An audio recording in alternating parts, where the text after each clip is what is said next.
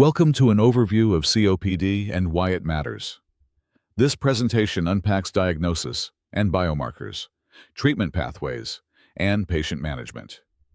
On the right, you can see a layered lung graphic highlighting diagnostic tools, therapeutic options, and outcome goals.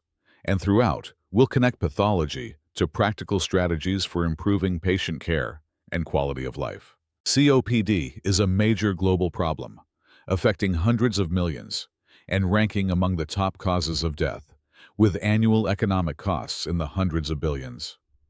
The slide's visuals show prevalence and economic impact, while risk factors like age, tobacco, and biomass smoke accumulate to increase risk, and diagnostic gaps such as limited spirometry and low-resource settings leave many cases unrecognized.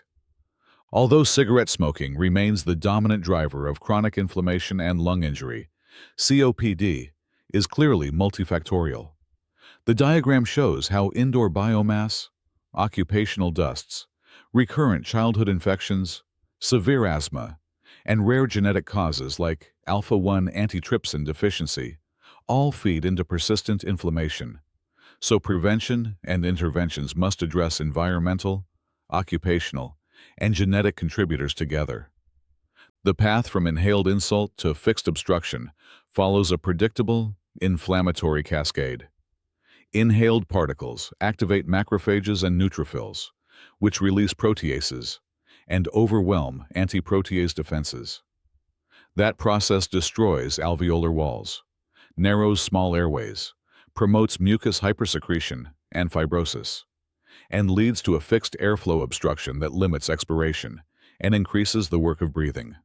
Clinically, COPD presents with dyspnea, chronic productive cough, wheeze, and chest tightness that impair daily life. The exam often shows prolonged expiration, accessory muscle use, and a barrel chest with distant breath sounds. Patients are vulnerable to acute exacerbations, frequently triggered by infections, which cause sudden symptom worsening and purulent sputum and drive much of the disease burden. Gold stratification combines spirometric grades, symptom scores, and exacerbation history to assign patients into groups A through D, guiding initial pharmacotherapy and predicting future risk. The quadrant diagram emphasizes balancing objective lung function with clinical impact, so clinicians can personalize intensity of therapy and anticipate who needs closer follow-up and preventive measures. Pharmacologic strategies are staged. Monotherapy, with a long-acting bronchodilator for mild disease, and dual LABA-LAMA combinations for symptomatic patients to improve FEV1 and reduce exacerbations.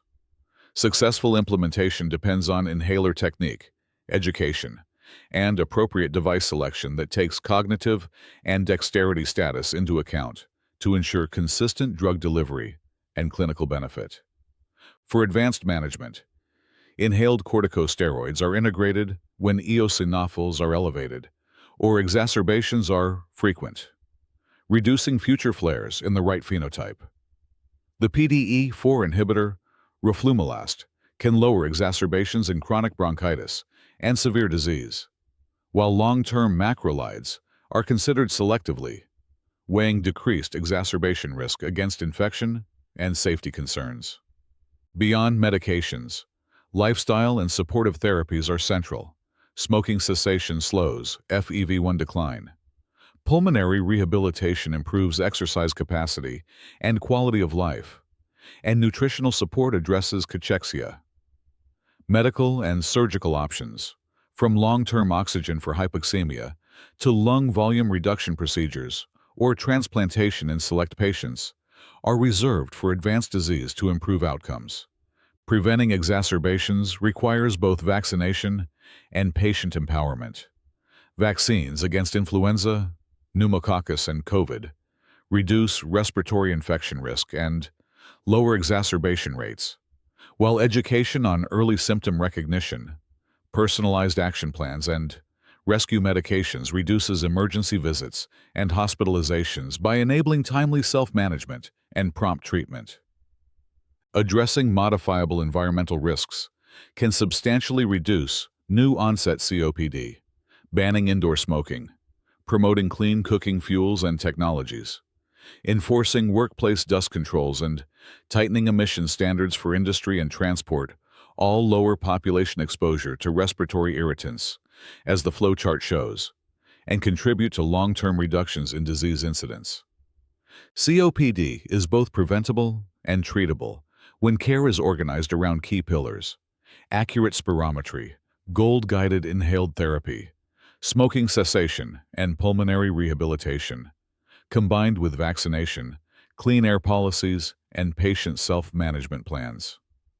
The take-home message is that multidisciplinary engagement across public health and clinical teams is essential to reduce exacerbations and slow disease progression.